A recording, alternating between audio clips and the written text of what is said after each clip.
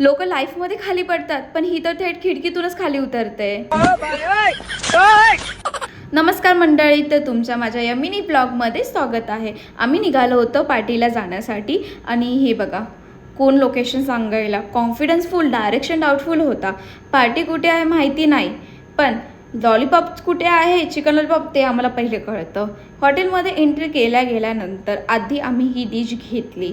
त्यानंतर लोक पार्टीमध्ये ड्रिंक घेतात. मी आणि माझी फ्रेंड, आमची ड्रिंक म्हणजे कोको कोला. आणि आहे तर आम्ही संस्कारी मुलीत, मग काय बड्डे सेलिब्रेशन वगैरे केलं. आणि नंतर मी बघा नवीन एक काहीतरी एक्सपेरिमेंट करत होती. आईस्क्रीम प्लस गुलाबजामुन खूप मस्त होतं, नक्की तुम्ही पण कधीतरी ट्राय करा.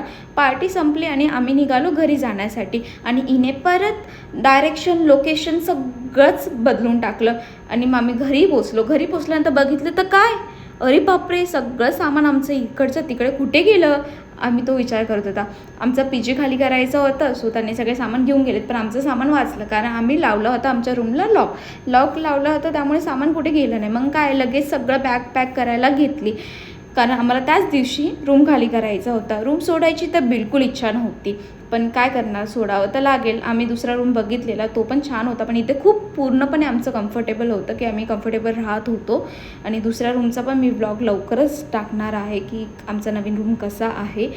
आणि बघा मी पूर्ण शिफ्टिंग हळूहळू सगळी शिफ्टिंग केली. आणि आता तुम्हाला समजेल की ही का खाली उतरली होती खिडकीतून.